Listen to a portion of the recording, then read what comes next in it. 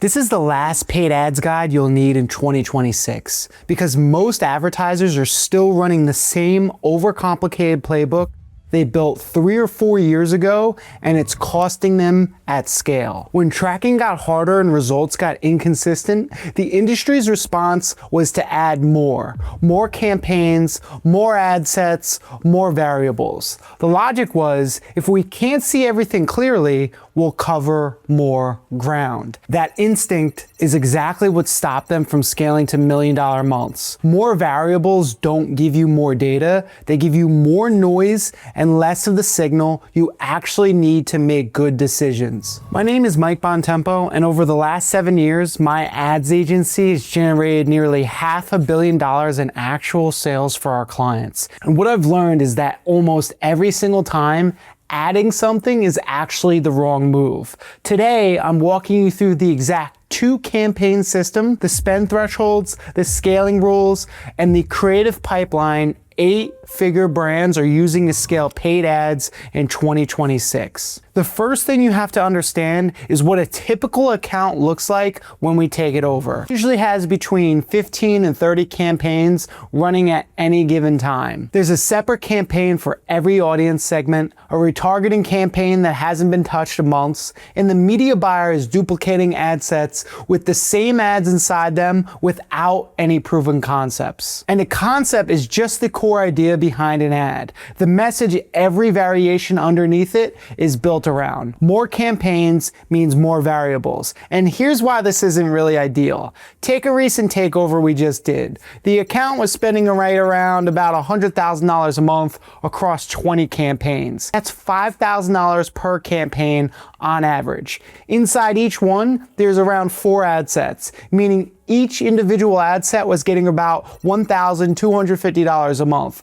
or roughly $40 a day. At their $100 target CPA, that's $5,000 a week per ad set just to get the algorithm out of learning. They were at $280. So what you actually have is 20 campaigns full of ad sets that never finish optimizing, every one of them feeding you statistically insignificant data, and a media buyer who's making decisions on numbers that don't mean anything. The problem is there's too much happening inside the ad account, and that's exactly why so many of these accounts feel like they're always up against high CPMs with no end in sight. Now, this got significantly harder after iOS 14. Before that update, Facebook could follow user behavior across outside websites and apps, which is how it knew who was buying, who was converting, and who to find more of. For example, take the 1% lookalike of your last 180 days of customers. This is the audience we like to use initially for every creative test we run, which I'll tell you about in just a moment. Before iOS 14, that lookalike was modeled on what those customers did everywhere, what other websites they browsed, what categories they shopped, what they almost bought. But after iOS 14, most of that data goes dark, and Facebook is mostly building the lookalike off whatever it can see inside its own apps. Same audience name, but much weaker profiles. Most advertisers reacted by adding more campaigns, but those campaigns are getting a fraction of the data they need to learn properly. This is why the same campaign could deliver a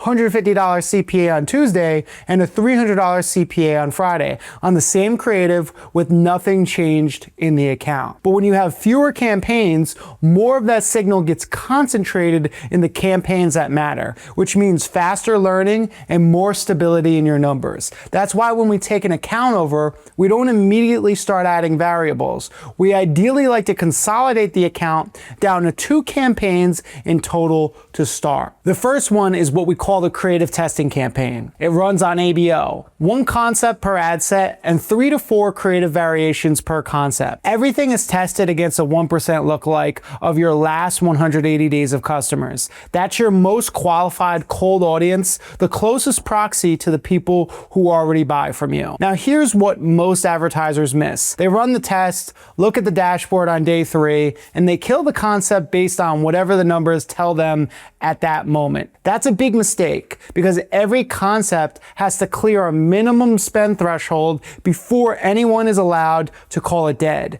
And that threshold depends entirely on your target CPA. Now, if your target CPA is under $100, we like to spend 3.5 to 4 times that number before we make any call. If your target CPA is $100 to $149, we're going to spend about 3 times. If it's $150 to $249, you're going to spend 2 to 2.5 times. And if it's above $250, you're going to spend 1.5 to 2 times. The higher your CPA, the smaller the multiple, because the dollar amount of each test is already big enough to give you real data. Now, these numbers aren't random. We pulled them from the last 90 days of testing across our client accounts.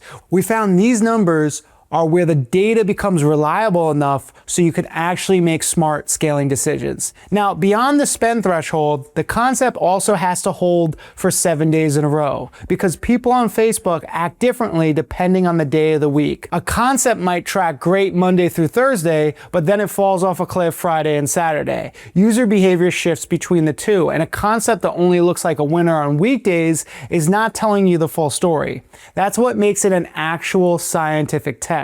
The point is to remember is the data makes the call, not you. The second you start making judgment calls inside the testing campaign, you're going to break your account. One gut decision that goes against the data, and you're back at the start.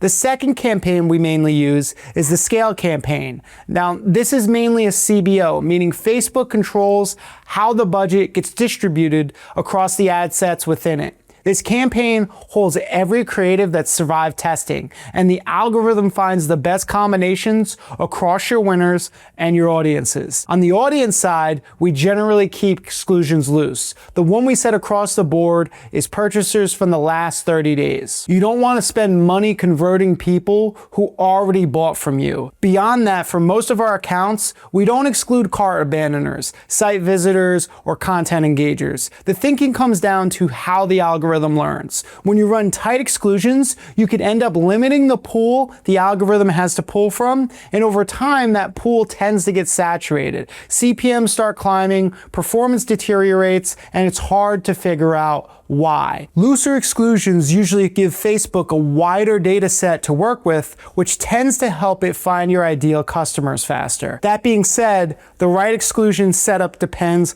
a lot on your funnel and your niche. Some sales cycles and offer types are a better fit for tighter exclusions. So treat this as a starting point. You stress test against your own data. Now that the structure is locked in, the real discipline is in the scaling decisions inside that scale campaign. Our scaling decisions inside that campaign are tied to the data, not our gut. Let's say we're running a low ticket funnel where the sales cycle is compressed and you can see the liquidation rates the same day. Proportional math is really going to be a good starting point. Let's say your scaling campaign is performing 2x better than your target. Doubling the budget is usually going to be safe here. 1.5x better, a 50% bump tends to hold. 1.25x better, typically you could push about 25%. The further above the target, the more aggressively you can move. But how aggressively depends on the account's history, the creative's track record, and how the algorithm's been delivering that week. But not every funnel works that way. On a call funnel, where the sales cycle is longer, you probably want to wait until you have statistical significance on what a qualified call is worth to you before you start aggressively doubling budgets. Funnel type is going to dictate how aggressively you can scale. And the discipline matters. The moment you start overriding on emotion, for example, bumping a budget on a winner because you feel it has more in it, or pulling spend on a loser before it's cleared the threshold, you've reintroduced the exact judgment call my system was built to eliminate. A system that's currently produced over $300 million in profitable sales. That same discipline is what keeps the creative pipeline alive. Now, when the account is hitting the target CPA, 10 to 20% of the budget goes to testing. That's going to keep the creative pipeline healthy. You need new winners coming through before the current ones fatigue. But when the account drops below the target CPA and you're struggling, you want to shift that 20% of budget to 30, 40, 50, 60, all the way up to sometimes 100% of the budget back into testing new concepts until new winners come through. Now, if you're starting from zero and you have no winning creatives yet, Everything goes into testing until the pipeline exists. Now that's what a clean ad account looks like. 2 campaigns with fixed rules tied to the data. No variables bleed into each other. Every change you make has a tight correlation to what happens to your CPA because there's nothing else in the system that can affect it. But the structure on its own doesn't make you money. The next question is what you actually fill the structure with. And that's why even the most clean accounts can still bleed money. Now, by the way, if you want the exact campaign structure, every spend threshold, every scaling rule, and the internal SOPs that go with all of it, you can steal our 8-figure agency's complete playbook. It has all of our scripts, launch checklists, testing formulas, and the exact system that's produced over $300 million for our clients. The link is in the description right below. When the structure is clean and the rules are fixed, you'd think the next thing to talk about would be how to make better creative. It's not, because the problem most accounts have isn't creative quality, it's creative volume. Now let me show you what I mean with our actual numbers. So across the last 90 days, my team and we ran 402 video ad concepts across our client accounts. 96 of them survived testing. Now that's a 23.8% win rate. Of those 96 testing winners, only 25 actually held performance once we moved them into the scale campaign. Now that's coming from an agency with over $300 million, 7 years of testing infrastructure, dedicated production teams, and pattern recognition from hundreds of accounts. Even with all that, our win rate is 23.8%. Now compare that to what most accounts do. Most accounts are running 3 to 5 concepts per month at a 23.8% win rate. That's barely one testing winner a month, and only a fraction of those will hold up at scale. The number of new concepts you need per month isn't a flat rule. It's a math problem, and it works backwards from your spend target. So to get your actual spend target, that should be coming from your full funnel projection for the month. To keep it simple on how we do it internally for our clients, we align on a gross revenue target 5 days before the month begins, which cascades down to a profit target. We then use a tool called Guru to forecast for the month how much we need to spend on that particular funnel to hit that specific revenue and net profit target, which allows us to figure out the amount of concepts we need from the creative team. Here's the exact formula we run through after we have our spend targets. Step 1, you're going to take your monthly ad spend goal and divide it by the average lifetime spend per winner. That's how much a winning ad can actually absorb before it burns out. The output is the number of scale winners you need that month to hit your spend goal. Step 2, you back into how many testing winners you need to produce that many scale winners, because not every testing winner holds at scale. You're going to divide that by your scale win rate. Now step 3, you're going to back that number into total concepts by dividing your testing win rate, because not every concept you launch wins in testing either. That's the system. The number of concepts you need is whatever the math says it is for your spend target. If you're testing 10 concepts a month against an 8-figure goal, the math guarantees you're gonna fall short. But volume on its own, it's not enough either, because there are accounts running 25 concepts a month that are still losing. And the reason is that every one of those concepts was written for the wrong viewer. That kind of volume doesn't come from someone brainstorming once a month. We run weekly ideation sessions where the creative strategist generates 20 to 30 plus ideas for each client, and every single one gets scored before anything moves into production. Now, the vast majority get cut at the ideation stage by design. And there's a reason we filter that hard. Every concept that goes live is real capital, anywhere from $900 to $1,650 per concept. And most people don't actually break down where that money goes. So let me break it down. Stage 1 is going to be your pre-production. That's going to be your creative brief, ideation, copywriting, location scouting, talent scheduling. That's going to be anywhere from about $100 to $200 depending on the team members involved. Stage 2 is going to be production. That's going to be filming the actual raw footage. And this is where a lot of, high-end CEOs that we talk to, they lie to themselves about what it really costs, especially when they're the ones filming, because they're not pricing in their own time on camera. If your hour is worth $2,000 to $3,000, you need to actually put that into math. So a basic breakdown runs $350 to $600 per concept with equipment setup, talent time, filming multiple takes, and B-roll. Now, stage 3 is going to be your post-production. That's going to be your video editing, your color correction, your sound mixing, your graphics, format exports, revision rounds. That's another $150 to $250. Stage 4 is the actual testing spend on the platform. So say your target for a qualified call in your funnel is about $100. You're spending $300 on that specific concept to see if it's actually a winner. Add it all up, and you're at about $900 to $1,650 every time you launch a video concept. So if your math says you need to test 100 video concepts this month, that's $90,000 to $165,000 in real capital you're putting at risk before you know what's going to win. That's why every idea has to clear the ideation filter. You only commit that money to ideas with a real shot. So how do we actually do the filtering? Every approved idea has to clear a written hypothesis. And the two most important inputs into that hypothesis are what we map about the audience before a single word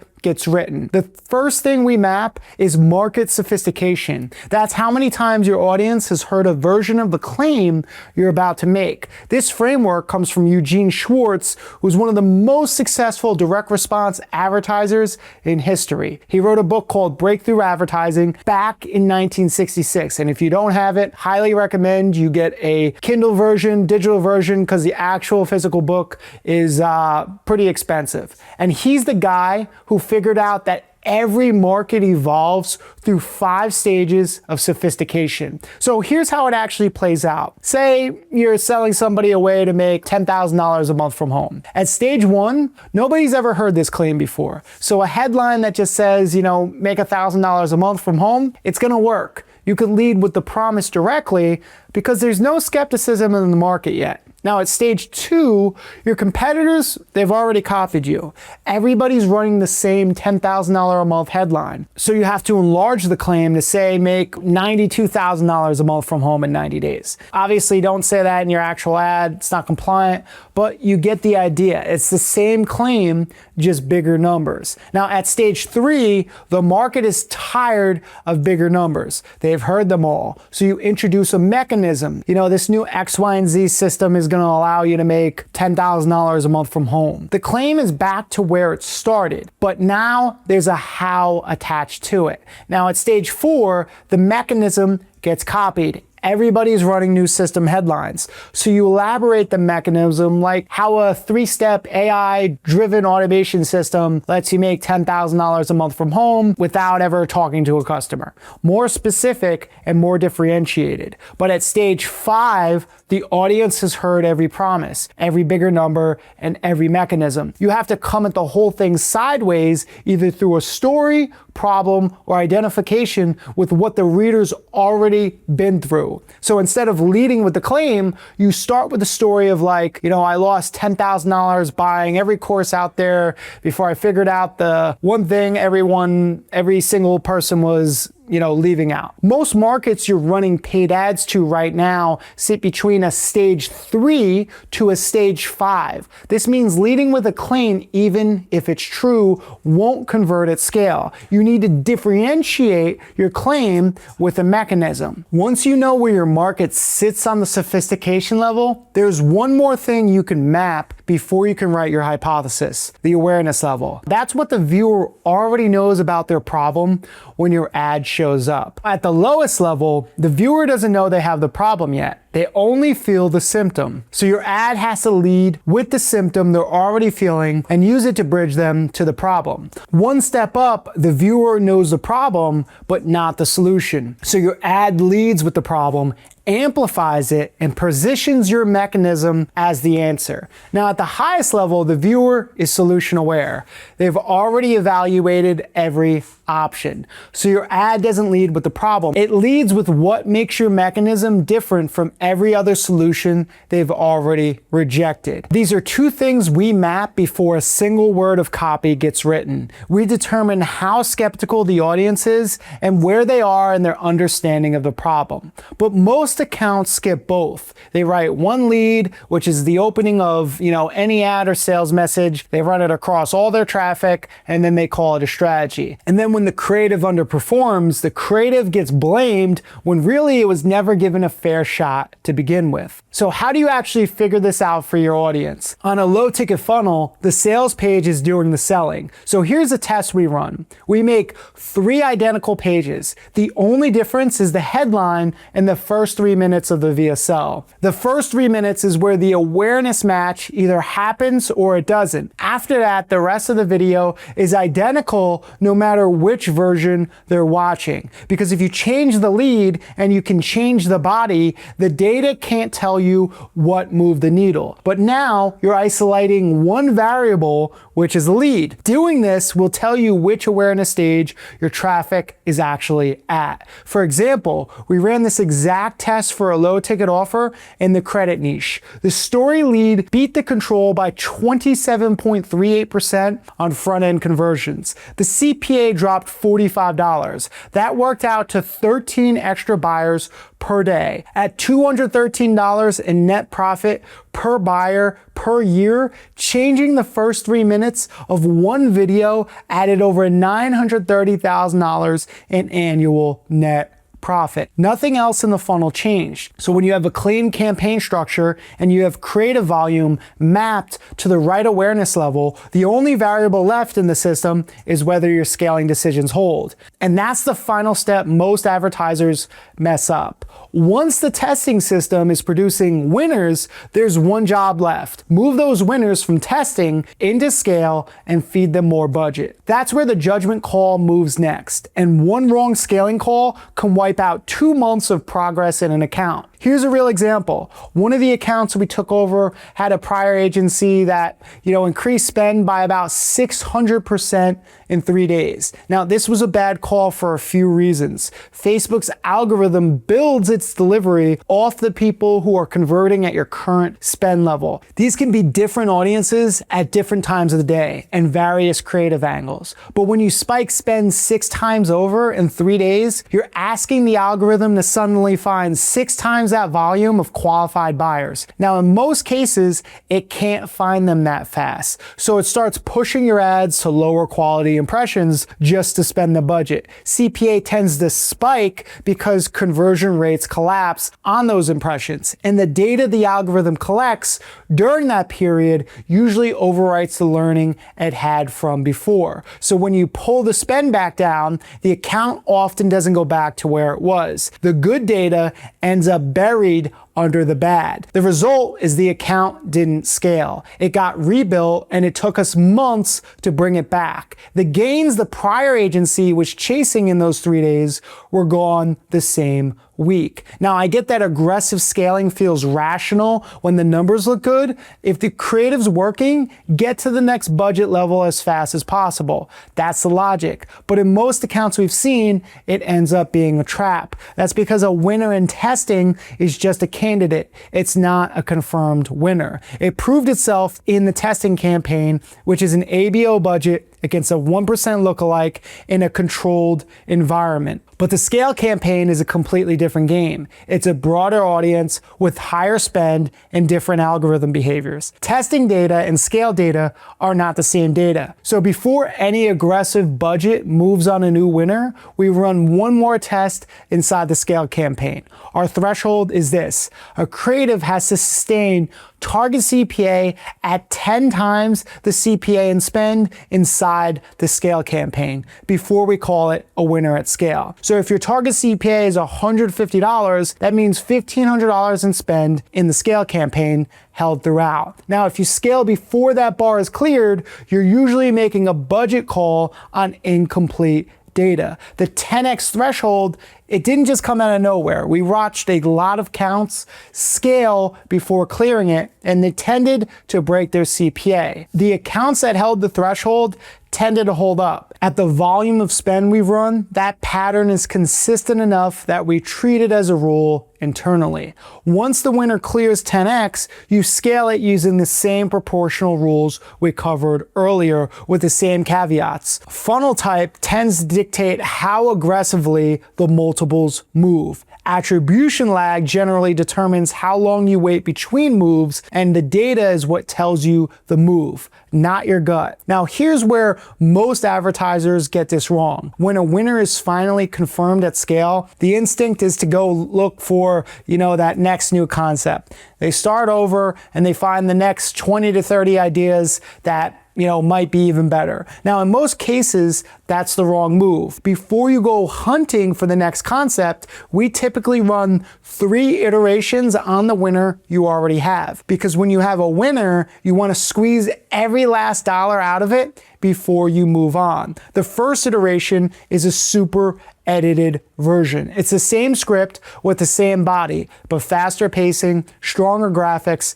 tighter cuts, more B-roll. If production quality is what's been limiting a winner's reach, this is iteration usually tells you. Faster pacing tends to reduce drop-off. The additional B-roll generally keeps visual retention rates higher, and the message has a better shot of landing without the viewer checking out halfway through. Now, the second iteration is a UGC version filmed by a third-party creator. Same core idea, same script, but executed by a female creator in a first-person casual format. A new face delivering the same proven message tends to reset audience fatigue. Now, the people who saw the original and didn't convert get a second exposure that feels completely different. Across most of our portfolio, female creators have outperformed because the majority of our offers are led by males. So introducing a female creator opens a new audience entirely.